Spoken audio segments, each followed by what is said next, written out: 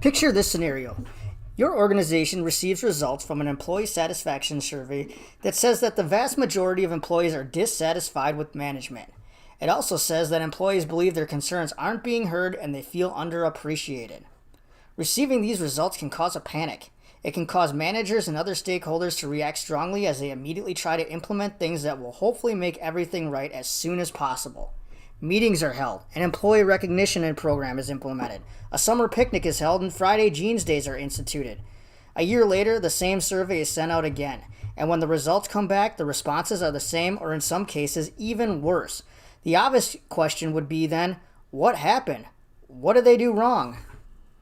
Well, the short answer, this was a complex issue that affected people's emotions and livelihood. Problems of that magnitude require solutions that get to the core of an issue, and sometimes it's done painfully. This type of solution is known as an adaptive solution. This is a concept discussed by Ronald Heifetz and Marty Linsky in their book Leadership on the Line. Adaptive solutions are not simple. They require changing hearts and minds, and they are disruptive. Adaptive solutions are needed when the problem has deep roots. Technical solutions are quick fixes such as a change in the way a procedure is performed, or it could be something like adding a checklist to make sure things are organized and completed on time. While it may be irritating for some people, it's not going to require a complete overhaul the way an adaptive solution might. Changing hearts and minds is never an easy thing. It's downright dangerous in some instances. The first thing to remember when approaching an issue with an adaptive solution is to remember that nothing will change overnight. This is one of the fundamental mistakes organizations make when they're faced with such an issue such as employee dissatisfaction. They may intend a systemic change, but unfortunately, they execute their plan with a technical solution. Here's an example. When I worked for an organization, many staff members were leaving left and right. The average employment length for a person in a director-level position was 14 months or less. Knowing this was a major issue, the organization leadership tasked some of us in the department to develop succession plans for all the staff from director level to frontline staff. This would include certification opportunities, new onboarding processes, and mentoring for those who had a desire to move up. The idea behind this was to motivate staff and encourage them by showing them that they could move up. Management diagnosed the issue of being that staff were dissatisfied and leaving because there were no opportunities for growth. In reality, the problem was that employees felt management was disorganized, unwilling to listen to what they needed, and did not value them as employees.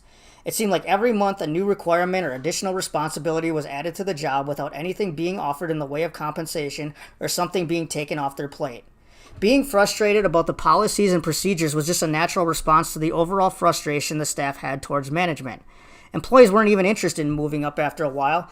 They wanted to get out of the organization as quickly as possible, so implementing a development plan did nothing to encourage people to stick around. In fact, it did the opposite because it revealed yet another way management was tone deaf regarding the actual problem.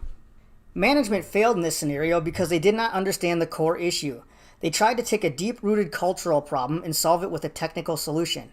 They also did nothing to address the concerns of people who were still willing to be honest with them. Finally, they did not include themselves as part of the problem.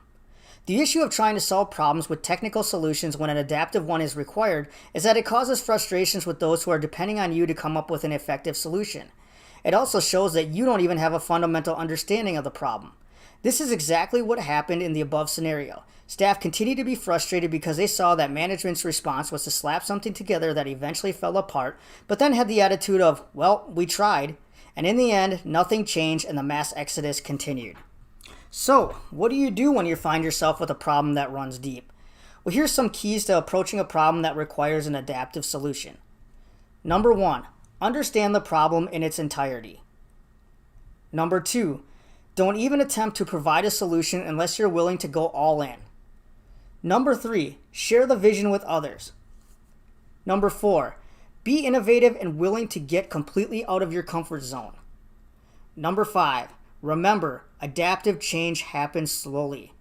As you delve deeper into adaptive leadership, it's important to remember that when you approach a problem that requires an adaptive solution, the stakes are much higher than a technical solution. When you change a process and it fails, people will be annoyed, but you can change the process again relatively easily. But when you attempt to change hearts and minds and you have no vision, your credibility, reputation, and who you are as a person will be called into question. This is just a short introduction to adaptive and technical solutions. Understanding the difference is not a science, and knowing how to approach problems will help you become a stronger, effective, and more credible leader. The thing is, Bob, it's not that I'm lazy. It's that I just don't care.